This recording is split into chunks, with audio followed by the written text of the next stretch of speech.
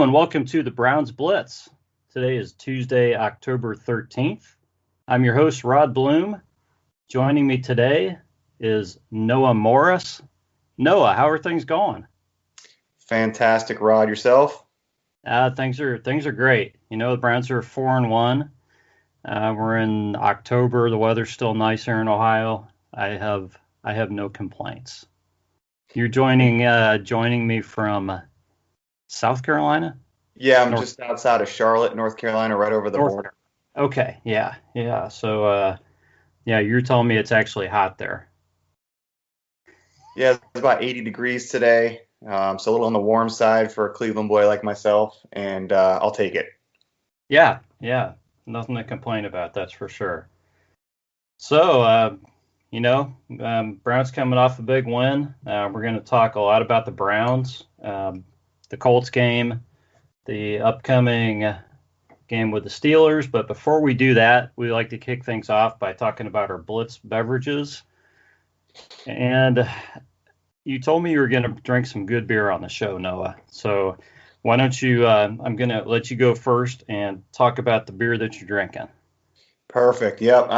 Tonight I just cracked open a Bell's Official Hazy Ipa. I'm normally not a big IPA guy. I prefer a wheat beer or a nice lager usually, and yet this one is real. It's pretty mellow. It's got a nice peachy citrus flavor to it. A little on the hazy side. Just a slight hoppy feel to it, and it is quite refreshing and delicious. And of course, drinking it out of my Cleveland Browns Stein. As it should be. Yeah. Yes, Nice job there. And I think we have that in common. Anybody who listens to the podcast knows I'm not a huge IPA guy, but I'm trying to kind of work it in, you know. It's a good starter for an IPA for sure. Yeah, I've actually ordered some recently, and I'm starting to enjoy them a little bit more. And I'll give that one a shot, definitely. Excellent. So I'm drinking one. I've probably had this on the show, but it's probably been a while. It's a Windridge Barn Dog Chocolate Vanilla Imperial Porter. I guess this is a 7% alcohol content. Just a real good beer. It's probably not cold enough outside yet for this, but it's got a really nice flavor. Anything that's got the chocolate and vanilla both in it just tastes real good. So I picked this one out because it's kind of a personal favorite. But I say that about almost every beer I drink. So. Well, it sounds delicious. Yeah, it's good. It's good. So I would recommend it. If anybody sees it out there, give it a shot. I think you'd be pretty happy with it. So especially if you like porters or anything with a chocolate or a vanilla flavor in it, it's pretty darn good. I'll keep my eye open for it for sure. All right. Well, Noah, this is the point where we give you a shot to talk about your Browns journey, your journey as a fan. Just kind of give you a chance to talk about how you became a fan or why you're a fan, and maybe some special moments for you as a Browns fan or favorite players or memories, anything that you want to talk about. Sure, appreciate it. Well, first of all, thank you so much for having me on. Certainly an honor. Yeah.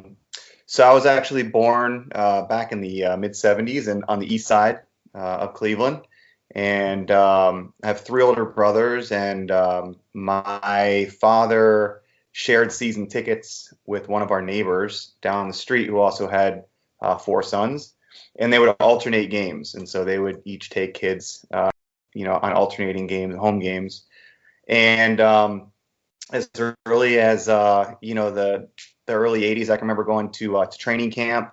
I have tons of old pictures, Brian Sipe and all those guys. And obviously, as I got a little bit older, I could appreciate the game a little bit more. My brothers were a little bit older than me, so they would actually, when the Browns were always in the playoffs in the mid-'80s, were sleeping out for tickets at Old Cleveland Stadium, freezing their butts off, to get those playoff seats. And so I just, I grew up thankfully watching a winner, and and my glory days as a Browns fan were watching Bernie and the Dogs defense and Hanford Dixon and Frank Minifield. I mean, those are my memories. I was actually at a couple of pretty big historic games. I was at the '86 AFC Championship game and sat in the dog pound for the drive, which was, as unfortunate as the ending was, it was still pretty cool to be a part of history of Browns and NFL history. An amazing experience. I remember chomping on dog bones and just being a crazy person. And then a couple of years later, I was at the divisional playoff game against the Bills, where Clay Matthews intercepted Jim Kelly at the 3-yard line, I think with 4 seconds to go to seal the win. So that was pretty awesome, being at a big playoff win at Old Cleveland Stadium. Man, that place was just insanity. And then, from there I moved down to Florida in the early 90s, and 94, ironically, though, the last year that we were 4-1. Was the year I graduated high school, and then right after that was when the Browns, who stole the Browns in the middle of the night and took them somewhere else, and it was a tough time there. And coming back, it's been quite the journey. And yet, as well as I do, when you're a Browns fan, man, you bleed orange and brown. It's just something you can't get out of your blood.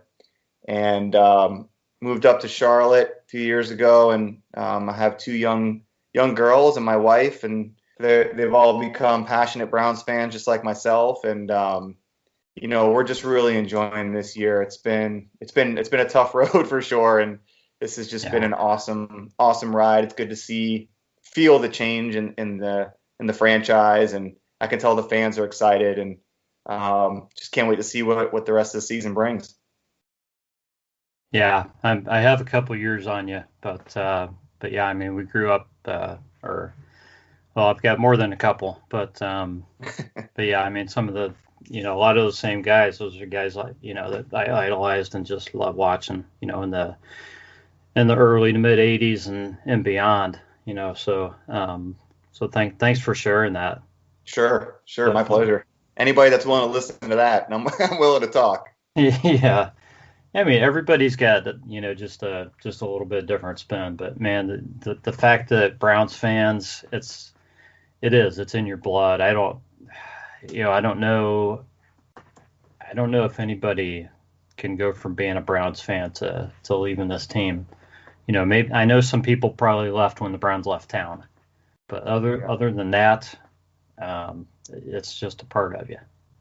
Absolutely, and I'm for those younger Browns fans that, really didn't know the team prior to '99, I can't imagine what this feels like for them, having never really seen outside of 2007, a really good Browns team. And this time it looks sustainable, so I'm pretty excited. And I should also mention my dad was actually at the '64 championship game as well. So there's a bit of a winning history there for us too, and so we're looking to bring that back. That's incredible. That's really cool. So yeah. I mean, that's the thing that gets me too. Like you said, a lot of the younger fans, they've never experienced the Browns, really winning. I mean, that, like you said, that was it, the '07 team, the 110 game didn't even make the playoffs. Yeah, didn't make the playoffs. That's right. Yeah, and I think the Browns, when they made the playoffs in the early 2000s, what were they, 9-7, I think? Yeah, and then that team that squeaked in. Heart-wrenching loss to that other team. To the other team. There's some names and teams we just don't really have to mention. That's right. That much on the show. We'll get to that later. Yeah, we'll talk about them later. But the Browns did have a win on Sunday. A game that we're going week to week on this. Games that are kind of measuring sticks for different reasons. And I think a lot of people thought that, the Browns were playing a team with a nice defense. And I thought this. It's kind of a test for the offense. We'll see how they do. And, each week seems to be a question of the defense. I don't know that people are still sold on this defense yet, because they're still giving up yards, still giving up points. I don't know how long it's going to take before people are really sold on the defense. It's not a defense that's going to shut teams down completely, but man, they're sure making plays. They're making plays, keeping the team in the game, and actually winning some games for the Browns. But the Browns go out and score 32 points against the Colts, and then they won 32-23. It was a little bit of a surprising game because the Browns really didn't run the ball all that much. Didn't seem like it. I mean, Kareem Hunt ran a bit late in the game. He ended up with 20 carries, but it wasn't the mix that I thought we were going to see.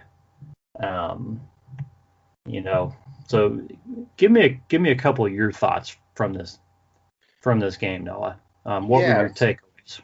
So, I mean, I certainly, I went into the game feeling like this was strength against strength with regards to our offense against their defense. I believe they came in as the number one rated defense in the league.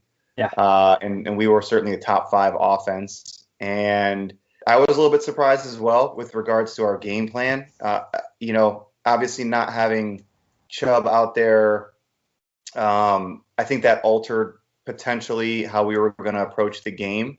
But I do think that, Stefanski, he's brilliant. And I think that, he came in there with the idea of let's catch these guys off guard a little bit. Let's take advantage of their pass rush by letting them, or at least, of their run defense by letting them try to stop the run and blowing them up on the pass a little bit. And so, Baker was throwing some darts in the first half, and the receivers were making some great plays. So they showed me a lot. Baker showed, I think, a lot of progression in this game. There's so many people out there that I wonder what else do they want from this guy? I mean, he's on the verge of becoming the third quarterback in history to throw for 3,000 yards and 20 touchdowns in his first 3 seasons. So, 4 coaches in 3 years. I mean, and more offensive coordinators than that. Offensive coordinators, right? And he's had the cards stacked against him, and I just think that it was an impressive showing. It was an impressive win. They looked like the better team. They looked like the better team the entire way. And to your point about the defense, this is not a top 10 defense. I think we can acknowledge that. And Myles Garrett is going to be the best defensive player on the field in every game we play this year, hands down. So when you have that guy who every game is making some kind of crazy disruptive play, Ronnie Harrison made the pick, and yet I think the pressure was coming from Myles, which is why he made Phillip Rivers made that awful throw, and then he's the one that caused the safety. So he indirectly was responsible for 9 points, which, as you said earlier, is the difference in the game. So they're making plays when it counts. They're stepping up when it counts. They're bend but don't break. And right now, we don't need them to be top 10 right now. I think they're going to get better and stronger as the season rolls. If the offense can continue producing at the clip that they're producing, we're going to be in every single game, and we should be the better team in most games that we play. Yeah, I agree with you. This team, like you said, the defense doesn't need to be a top 5 defense to win every game. I don't think Baker needs to be a top 5 quarterback to win every game. It's the fact that there's really a lot of balance on this team. The offense and defense complement each other and pick each other up. The Browns can run the ball. They can throw the ball. They've got a number of options in each of those facets of the game.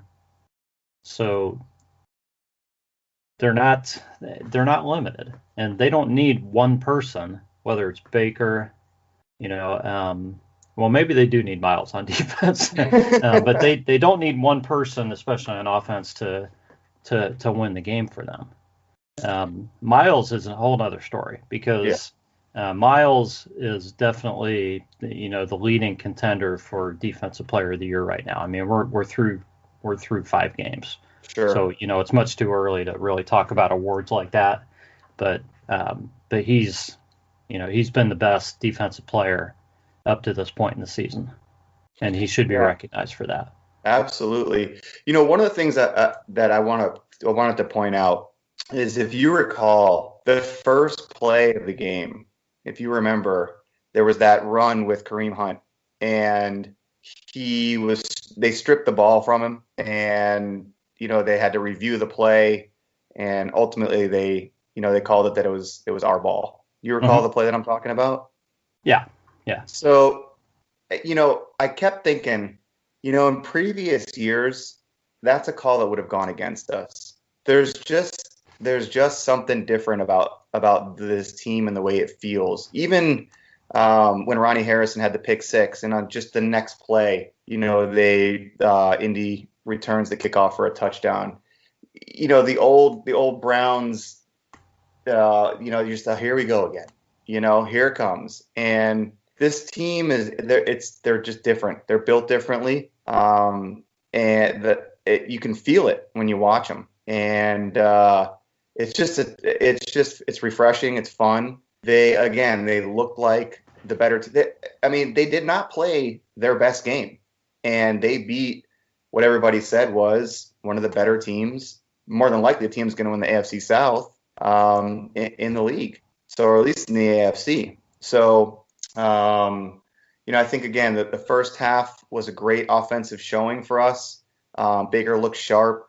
We've definitely focused more on passing, and then obviously that third quarter letdown is something that I'm paying attention to in games coming up, because we can't continue to do that and expect to continue winning. And I think that coach knows that, and Hmm. we'll get that cleaned up. Yeah, I think that third quarter letdown, we can point to the defense, but that's really about the offense being able to go out there and get first downs and sustain some drives, even if they're not scoring points. Sure. They've repeatedly kind of had some three and outs, put a couple of three and outs in a row. That's kind of put the defense on its heels a little bit and tired the defense out. So that's probably as much on the offense as it is on the defense. I want to go back to your point about the calls, the officiating, and getting some of these calls, because that's been discussed on this podcast, and it's been a while back. I have been very vocal about calls against the Browns and how unfair things have been in the past. When there were games when the Browns had 13 penalties or more, or 13 or 10 or 13 penalties called against them, and the opponents would get 2 called against them, and said, Hmm. I don't care how bad the Browns are, there's no way there should be a disparity like that. That large of a disparity in penalties. Okay. And we pretty much came to the conclusion that when you're a bad team, you're going to get calls against you because the officials are going to look for them. That's right. They know you're a bad team. So the only way you get more calls and get some respect is by winning. That's right. You flip And the script. yeah, you flip it. And that's what the Browns have done. And how have they done it? They've done it by Stefanski, by first of all by him instilling just this vision, and the players buying in, and by him just being smart and knowing how to use his players. But then you just have the pure effort of the players. And I'm thinking of 3 plays that just popped into my head. One is that the overthrow to OBJ that could have been an interception within the past few weeks. Can't even remember who they were playing. Uh, but where he went up and knocked the ball down. I don't know if that Yeah. was the Cowboys or Washington. I think, Um, yeah. I know exactly what you're talking about. I'm not sure who was against, but I know exactly what So you're talking about. so It there was, I think there it was in the red zone that he made that play. yeah, so he makes that play. There's that play which I believe was for a first down that Kareem Hunt made, that ridiculous one-handed grab Mm, where he lands flat on his back right on the sidelines. yep.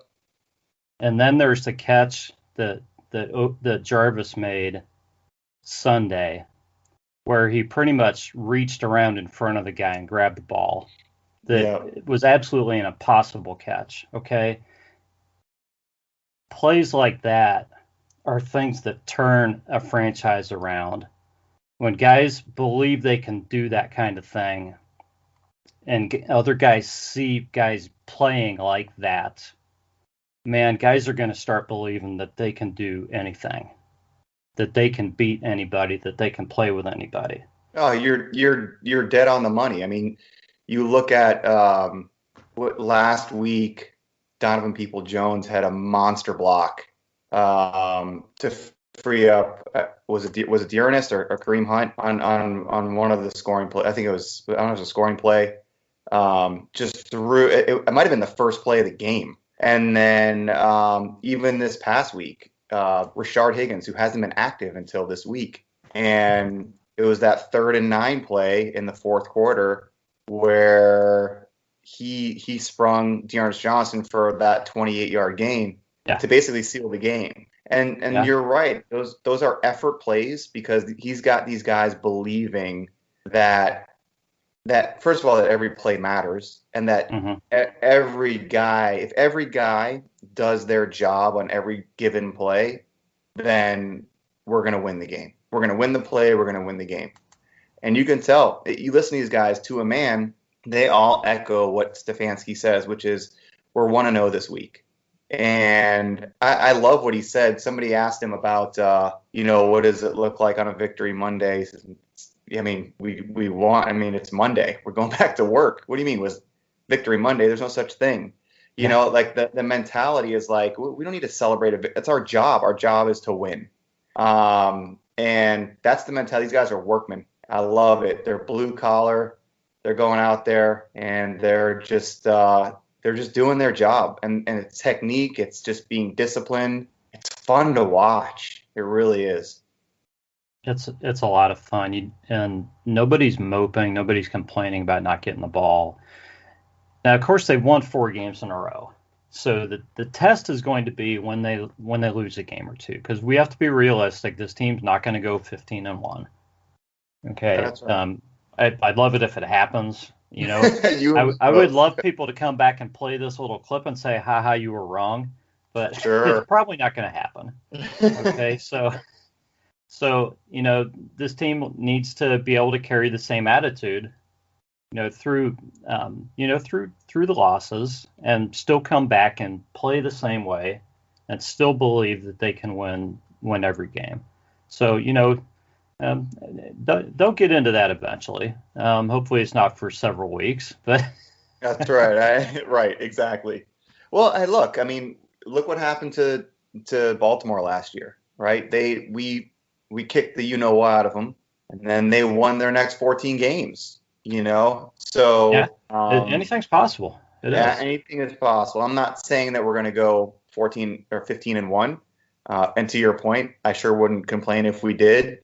And I'm interested to see how they react when things don't go our way. But from what I've seen so far, like to our point earlier, they're fun to watch. I remember during the game just turning to my wife and just saying, "Man, who are these guys?" I'd said that the last 3 weeks in a row. Who are these guys? I mean, they're fun to watch. I'm watching quality football. It's a breath of fresh air. It's been a pleasure so far. It's great, and it's a lot of the same guys, as who have been here. Well, it's a lot of the same guys who were here last year. Let's put it that way. Yeah. So yeah, so I'm not going to go back and bash anybody on the prior regime, but Kevin Stefanski and these coaches. I don't think we can say enough about guys like Bill Callahan and anybody else who's involved in this coaching staff, because Kevin Stefanski's not doing it by himself. I think he's Absolutely. surrounded himself with a lot of good people, and the results are speaking for themselves. Yeah, absolutely. Yeah, I mean, I liked the hire. It wasn't the flashy, sexy hire. Everybody. I shouldn't say everybody. A lot of people were clamoring for McDaniels because it comes from the Belichick tree and all that. And I looked at results. I looked at what Stefanski did with he had great talent in Minnesota. Let's I'm not taking anything away from them. You look at the Browns, to a man at each position, we have more talent. So you put him, in with our roster, and then you bring in Callahan. What this guy has done with the offensive line has been nothing short of just outstanding. Even Hubs coming in, for Wyatt Teller really didn't miss a beat. I mean, I think that was one of the adjustments that Indy made last week was they put Buckner in on the inside in the interior of the defensive line in the second half, and he had a little bit more success than being on the edge. Even still, Hubs did a great job, and Callahan's just done a phenomenal job. Even Joe Woods, given all the injury. I mean, think about that, Rod. Grant Delpit was supposed to be, our starting free safety, and we lost the season before the season even started. And Greedy Williams was supposed to be our number 2 cornerback. The guy just went to IR, hasn't played a snap. And so it's a mash unit. Mack missed the first 4 games, 3.5 games. Jacob Phillips, so we've been doing it on, a little bit handicapped and no excuses. They're just going out there and getting it done. I love it. I just love it. Yeah, I mean, they even had a couple, some guys out on defensive line, Sunday. Larry O was out. Yep. Yeah, and been having a great year, by the way. Yeah, definitely. So yeah, the defense. Yeah, when you think of those injuries and the guys who should be out there, it's really an amazing job. And I don't think people have been too hard on the defense. They've probably been harder on Baker than they have been on the defense, which is mind-boggling to me. But it he's is. The quarterback. I get it. Yeah, he's the quarterback. He's going to take all the heat. Gosh darn him, we're 4-1. But anyways, the defense, man, you just look at all those injuries and you look at today's game. And the fact that the Browns have been able to shut down teams for periods of time in games, and sure, they've given up a ton of points at times too, but it seems like they have a knack for getting stops at the right time when their offense is really rolling and they can pile up some points. And absolutely. It's really working. Yeah, I mean, it's the old adage, the bend don't break defense, right? Just score more points than the other team. I don't really style points mean nothing to me. If we're 4-1, so if you would have told me beginning of the season be 4-1 right now, I'd be really happy. Yeah, me too. I did not expect it. That's the thing with Stefanski. I like the hire. I thought that he would develop into, a potentially, very good coach. I didn't know how good. He hadn't been a coach before. How would you know how good he's going to be? Right. The thing that surprised me is how quickly this team has gotten to where it is. I thought it would take a few games, and it pretty much took the Baltimore game because Baltimore is a good team. We had to go to Baltimore, and of course the Browns hadn't even played together at all. New coach, new playbook. So I mean, one game. It took pretty much a preseason game. And then they're ready week 2. No, absolutely. Hey, look, I mean, he's not perfect. The guy, I think that I was scratching my head a little bit with the game plan in the Baltimore game and some of the play calls. And I think all of us were kind of like, what's going on? We would go for a fake punt inside the 30-yard line or something like that, the Baltimore 30-yard line. It feels like he just got it out of his system and settle down a little bit, and he's so even keeled. He doesn't get too high, he doesn't get too low, and the players they're just lockstep with that, and all their message is the same. We're just going to be 1-0 this week. We just got to be 1-0 this week. We don't care about the win last week. They don't care about the history. They can't carry that baggage with them, They don't care about the history at all. They Not don't, one and bit. they shouldn't, and it's hard for us as Browns fans because those guys, most of them weren't even born. Let's be real. Yeah, what should they care about what happened back in 2000 or back in the 80s? I mean, that's right. And you know what? These guys, they love playing for the Browns. You can tell they feel the love from the city. A guy like OBJ is a great example, right? Like came from the biggest market and all the glitz and glamour and a non-winning team, right? Like they didn't win when he was there. Yeah. And he's in a place now, obviously being with his best friend and brother, probably helps out tremendously. Oh, and yeah. yet he seems very comfortable and very happy. And, there's so much narrative around him and just, he's a diva. I haven't seen any of that in Cleveland. The guy just wants to win. And as long as they're winning, I think all these guys are going to be happy. I mean, OBJ did a few things last season to kind of gather a little bit of attention. But you know what? As long as he's out there playing, I don't care. As long as he's performing on the field. And this season, there's really been very, very little of that. Everybody on this team has just been about the team.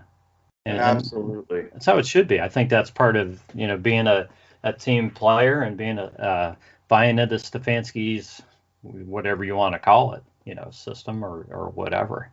I mean, he's a new coach. I mean, it's amazing that he can come in as a new coach and get these guys to buy in pretty much right away and get them to come together. And you get the feeling, at least I do, that he's probably still figuring some things out. Do you really think he knows how to use every single player at their best already?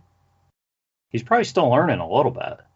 Absolutely. His first time being a head coach. I mean, couple of things with him that I've noticed. First of all, the fact that he's been able to maneuver so smoothly through the COVID and just, everything being virtual. And these guys had such limited time to actually put pads on and practice together. That in and of itself deserves so much praise for a brand new coach implementing a new system. So that right there just is quite the accomplishment. And then, what I'm seeing with him is he's setting himself up every week with previous week's play calling and setting up the opposing defenses for something they haven't seen before. And it's just so fun to watch. The guy is so creative, and just watching how he's using similar formations and then just running a play that that OBJ pass to Hooper. I mean, just one of those things where it's just like everything. He's got the Midas touch right now, and he's setting up the opposing defense. They think they know what's coming, right? We're going to hit somebody deep down the sideline. It's going to hit a Jarvis this time, right? No, it's going to be Hooper coming across. It's just awesome to watch.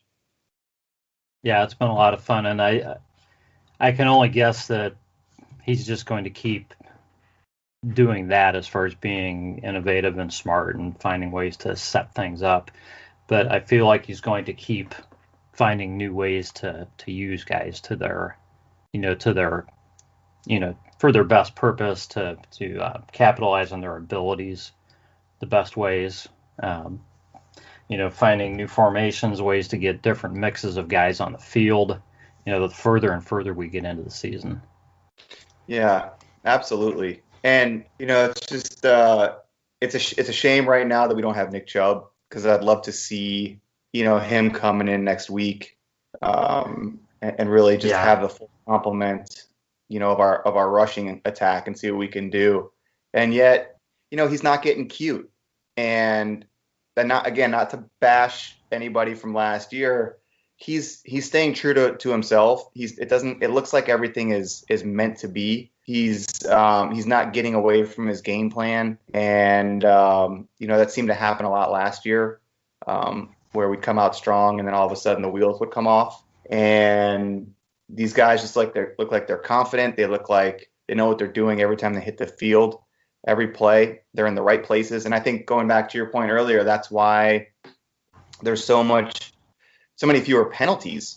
They're lining up the right way, which is eliminating so many of those darn pre-snap penalties we used to get. And all of a sudden, you're behind the sticks on first down to start a drive, and it's just you're killing a drive before it even starts. And they're just not doing that this year, and that's just huge. Just get these guys, and just in a place where they can be successful and not starting behind the eight ball. So, if we can just keep them disciplined and just locked in like that, I think we're in good shape.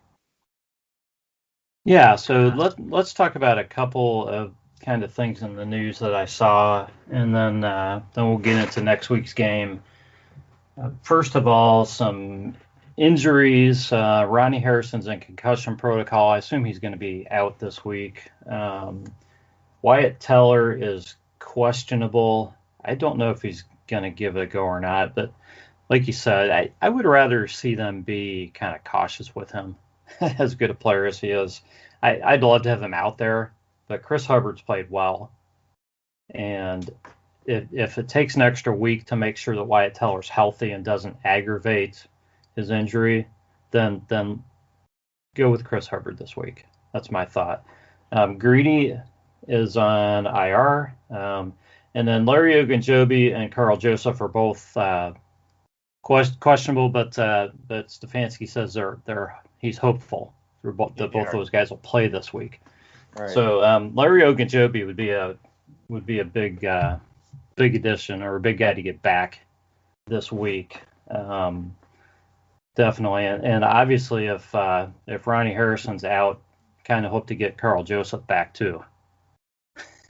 Yeah, I would say so. It sounds like, to your point, yes, Ronnie Harrison doesn't seem like he's going to be out there. Sheldrick Wedron, another one of those guys. He hadn't played all year, and then stick him in there. The guy, gets interception. So, it was like his first play, wasn't it?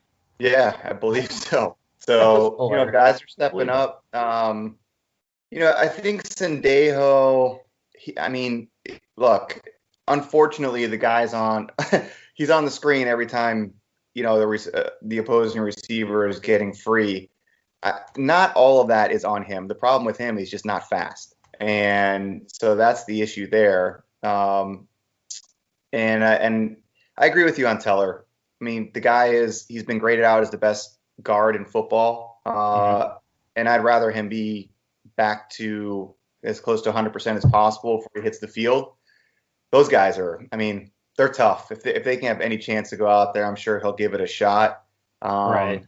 But I don't want to sacrifice the long term for one game. So let's make sure you're healthy there. The greedy thing. Look, Money Mitch he's been money. He's been good. He's been solid. Yeah, he's played well. Yeah, real well. I think he'd be a solid number 2 corner on virtually any other team. So. And I don't know about you. Granted, he was a rookie last year. I was up and down with Greedy. He showed flashes, and at the same time, I saw him get beat a lot last year. So, to me, I don't know how much we're missing there. He's still an unproven commodity. So, and with Kevin Johnson slowly getting back to full strength, the secondary is getting there. Safety is the area of concern for me. It really is. Especially, I don't know what it is with Pittsburgh, Rod. It seems like every year they find some receiver late in the draft that turns out to be a stud. So that's something we're going to have to be careful of, Well, I agree with you. Let's I want to get into the Pittsburgh game, but let me go over a couple other things first. All right. Because we'll get into Pittsburgh. The Cowboys signed Garrett Gilbert off the practice squad. That's the second guy they've stolen off the practice squad. So Baker's probably a little bit ticked about this one. But I guess if it gives Garrett Gilbert a chance to be on a team, all the better for him. But you know, kind of stinks. I guess it's just how the rules are this season. So we'll, I don't know if I didn't even look to see if the Browns signed anybody else yet or not. Honestly. I hadn't seen anything. It also speaks to our depth and the quality of players that we are stockpiling, even on the practice squad, That, So that practice squad was strong. I tell you yeah, what, at the beginning of the season. real strong. Yeah, Yeah, real yeah, strong. Look, good for Garrett Gilbert. I wish him yeah, nothing but success. yeah. It stinks for the Browns. But we're going to have to cover that spot up. We're going to have to sign somebody because with the way things are in the league right now, running with two quarterbacks on your roster that know the system is a pretty dangerous thing to do. Well, yeah, they need to get somebody in and get them up to speed. Yeah, Yeah, they definitely agreed. do, and I'm sure that'll happen pretty quickly. Yeah. Okay, I saw this quote and I just have to read this. I mean, some guys just can't get over themselves and get on with things. Carson Palmer was interviewed, and here's a quote from Carson Palmer after the Browns are go 4-1. The Browns are still the Browns. Maybe it's early in the season, but I trust my eyes. You don't know what you've got in Baker, but you know what you've got in Joe. Talking about Joe Burrow. I need your reaction to that, Noah. So it's a really interesting statement. So you don't know what you've got in Baker, who's 4-1, and I don't know the exact count, but he's got what, over 30 games? Is that right? Am I right about that? Well, what did he play? 13 his first season. 13 and 6, 29 and 29, 5, so 34 games, right? 34 games, Yeah. right? So I would say, I think to a certain extent he's right about not knowing exactly what we have in Baker, because Baker, as we mentioned earlier, has played for 4 different offensive coordinators in 3 years. So, yeah, I agree with that. So there's that, and he still has more touchdowns and interceptions. He set the rookie record for touchdown passes. As I mentioned earlier, he's on the verge of becoming the third player in NFL history with 3,000 passing yards and 20 touchdowns in his first 3 seasons, behind Peyton Manning and Andrew Luck. It's some pretty good company, I would say. Yeah. So that's Baker Mayfield. Joe Burrow has played all of 5 professional football games. Joe Burrow he's the guy is, from what I can tell, he's going to be great. So nothing against Joe Burrow at all. Yeah, nothing at all. I mean, that Cincinnati better protect this guy, or he's going to have a very short career. They're going to do to him what Cleveland did to so many young quarterbacks in their careers, and ruin him before he has a chance to be great.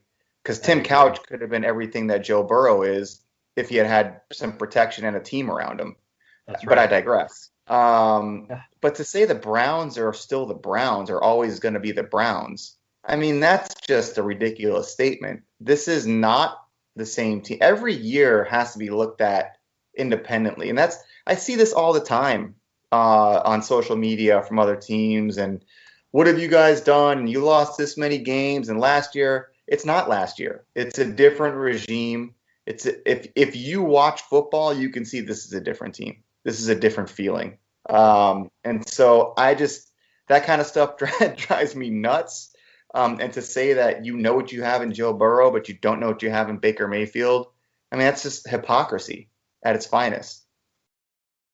I agree. And I agree really with exactly what you said. Baker is not a completely proven commodity. I mean, I think he's starting to prove himself a little bit this season. When you start putting a nice season together. I mean, he had the rookie season where he showed his ability. Okay, but it takes more than a rookie season with a quarterback. You have to put several seasons together, consistency at the quarterback position to be taken seriously, as a professional quarterback. But you can't put last season entirely on Baker, and he certainly didn't lose any ability last season. He That's didn't right. lose his talents or his ability to throw, to his accuracy or his arm strength or anything else last season. He still has that. So I think the key with Baker is to have some consistency in the coaching staff and the regime and some players around him, and to see what he becomes. And then the question is, what does he become, and what does he even need to become for this team to be successful? That's right. Maybe he doesn't. Maybe he's not a top 5 or 10 quarterback. Maybe he doesn't need to be for the Browns to be serious contenders.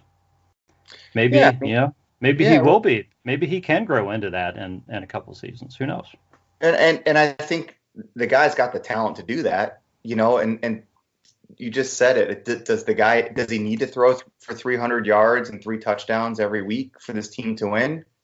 Yeah. That's not what this team is built on. Yeah, we have, arguably the best wide receiver duo in the league.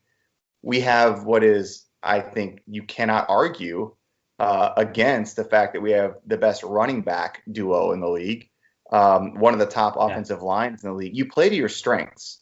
And so, to me, in the last 2 weeks, I'm going to throw the Indy game out and just go back to the previous weeks or previous 3 weeks where he had over a 100 efficiency rating, and he didn't pass for over 200 yards, I believe, in any of those games. That's fine by me. Right. I'd much rather the guy play within himself. And he showed me in Indy, though, in the first half especially, that he can do more if the team asks him to do more. And he did it. So he's coming into his own. He's still growing as a young man and as a quarterback, and he'll continue to grow. And I think Stefanski is a great person to put him in a position to be successful. I agree. So let's talk about Sunday's game in Pittsburgh. It's kind of strange that the Browns are not going to be finishing the season in Pittsburgh. It seems No like kidding. they do every single year. As the Steelers fans around the world hope that the Browns coach will be fired following the game. That's right. It's like not this year. Yeah. So Steelers 4-0 sit, I guess, atop the division with I don't even know. The Ravens are 4-1. So Pittsburgh's 4-0 sitting atop the division. They are. Yes. But let's take a look at Pittsburgh's record and who they played. Okay, they beat the Giants, the Broncos, they beat Houston, and they beat Tennessee was postponed, and then they beat the Philadelphia Eagles. Pittsburgh has given up their defense. Okay, their scary defense gave up 16 points to the Giants, 21 to Denver, 21 to Houston, 29 to Philadelphia. And I mean, they're winning. Their biggest win was over the Giants by 10 points.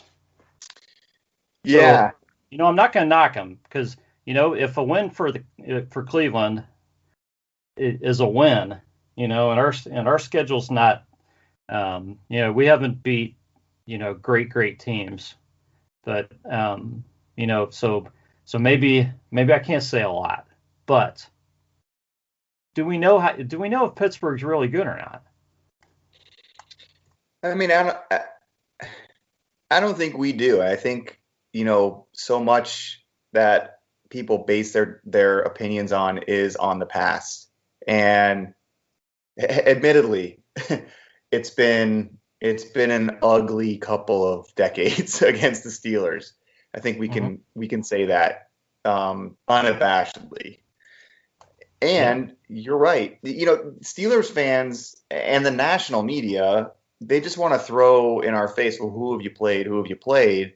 They have Pittsburgh. I saw the PFF rankings that came out, or the Yahoo whatever rankings that came out, and they had Pittsburgh ranked number 6, and then we were ranked number 10. And I'm fine with that if they're ranking them ahead of us. They have not lost a game yet, and yet the narrative is, well, who have the Browns played? And what's good for the goose is good for the gander. They haven't played anybody. Nobody. And I watched a lot of that game against Philadelphia last week. Philly was in that game until the very end, despite the score. Outside of an insane showing from their rookie wide receiver, Pittsburgh loses that game. So, look, I'm not going to disrespect the Steelers because until we go out there and beat them, Sure. Same here. I'm not going to do that. They've got a lot of talent on that defense. There's no question about it. They got a couple of great cornerbacks, and obviously TJ Watt is a heck of a player. Look what we did against Indy. Indy was a number 1 ranked defense in the NFL when we played them. We've got the personnel. We've got the game planning. There's no reason why we cannot go in there and beat these guys. I don't know. I'm still not sure, about Big Ben and their running game. We have a pretty good run defense this year, so it's been pretty decent. Yeah. Yeah. So for anybody to say that this is it's a gimme game for Pittsburgh and that we're not in the same breath, it's silly. Philly had their their 4th and 5th wide receivers out there probably. Yeah. And I can't remember the guy's name, who the receiver for Philly, who I don't even know how much he had played. But he had a heck of a game, and I'm like, I never even heard of this guy. He had a bunch of catches, and I should have looked his name up. I can't remember, I can't remember it now, but he had a heck of a thing going with Carson Wentz through most of the game, and I'm thinking, well, if this guy can do this against Pittsburgh, then what can the Browns wide receivers do? Absolutely. And the other thing I would look at is, look, Carson Wentz had a phenomenal rookie year. No question about it. The guy has been a shell of himself since. And I don't care what anybody says. I would take Baker over Carson without a doubt this year, without a doubt. I think if we're looking at those two teams, obviously I like us a lot better. There's no question about it. But we're different this year. We're built differently. We're going to bully some teams around. And I love that mentality. It really takes me back to the way this rivalry used to be. We're a very physical team up front. That to me is the difference. And you win the line of scrimmage, the majority of the time you're going to win the game. And I think that our O-line is the strength of our team. And I think our defensive line, the depth isn't what I wish it would be. Billings opting out, certainly respect his decision. It hurts, for sure, as far as rotational. Our front four, our starting four, I'll stack them up with anybody in the league. So I like our chances going into that game for sure. Yeah, just looking at Pittsburgh's stats, their defense, they've only given up 256 rushing yards in 5 games. So they're only giving up like 50 rushing yards a game. Passing, Pittsburgh has thrown for 958 yards. They've given up 950 yards in the air. The main thing where Pittsburgh has a big advantage is they have 20 sacks on the season. They've only given up 6. So that's a big difference. Pittsburgh scored 14 touchdowns, given up 11. First downs, they have a slight edge. And this is against the competition they've been playing. So that's exactly right. Yeah, Uh, so uh, I'm not here to say Pittsburgh stinks. I'm just here to say that um, I don't think we know. We're not going in to play a Pittsburgh team that's beaten Kansas City, New England, and whoever else you want to say, Green Bay and teams like this. They beat teams that together have a record of 3-15-1. yeah, I mean, I would say this is as much, if not more, of a prove it game for them as it is for us. Yeah, yeah, I would agree with you. And um, it really is a shame that the Browns don't have Nick Chubb and that Wyatt Teller may not play because those two guys really, are the kind of guys that can make a difference in this game. Because I think the Browns would have tried to go in and run the ball more with those guys than what they'll probably try to do otherwise against Pittsburgh, given that Pittsburgh doesn't give up a whole lot of rushing yards and they do give up a lot of passing yards. I think Yeah, that's going to kind of dictate the game plan. But I think, I think it's going to be a good game. I think it's going to be I think it's going to be a what do I want to say? I don't want to call it a bloodbath, but I think it's going to be a very hard fought game with a very physical game, and I just hope too many guys don't get hurt in this game. yeah, I agree. And there is no love in this game. None, none.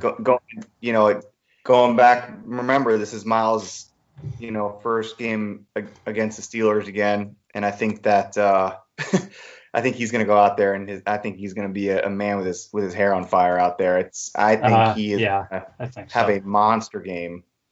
So I think that'll be fun to watch. I honestly think that he's going to put Ben down at least twice. He's got a thing for sacking Roethlisberger, which is I love seeing it. Hmm. And we're going to test those cornerbacks. I agree with you. I think that this is an opportunity to exploit them a little bit and really utilize, gosh, and not only that, our I was going to say our wide receivers, our tight ends. Yeah, Austin Hooper, Harrison Bryant, Njoku's back.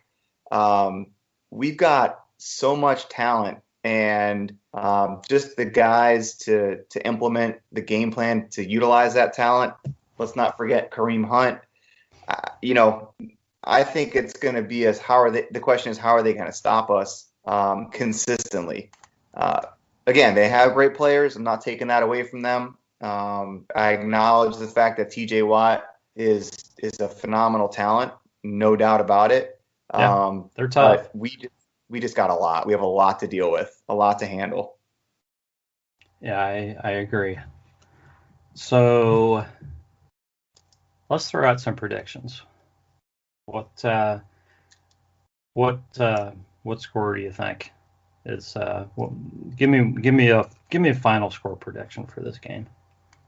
Well, I think the fact that we're not dealing with a full home crowd certainly plays to our advantage. And this team is starting to fire on all cylinders, meaning the Browns. And I'm a homer. I love my Brownies. And this is going to be a fun game. I think we put up over 30 points for the fifth game in a row. Mm-hmm. And I'm looking at a 31-21 victory. Excellent. I think it's going to be higher scoring than that. Oh boy. I think that there's going to be a ton of passing, a lot of touchdowns in this game. I think the Browns win this one. It's going to be a classic that people are going to look to for a long time because the Browns win this game. They'll be 5-1, and it's really going to signify the turnaround. Not that being 4-1 hasn't. The 5-1 and beating the Steelers, people are going to look back to this game. I think the Browns win this game 45-38. Love it. Love it. from your lips to God's ears. Yeah, I sure hope so. Gosh, I hope I'm right. Me too, man. One of us anyway. Either one. I'll take either score now. That's right. Either one's That's fine with right. me. I'll take a 1-point win. Sure will, happily. And no injuries, please.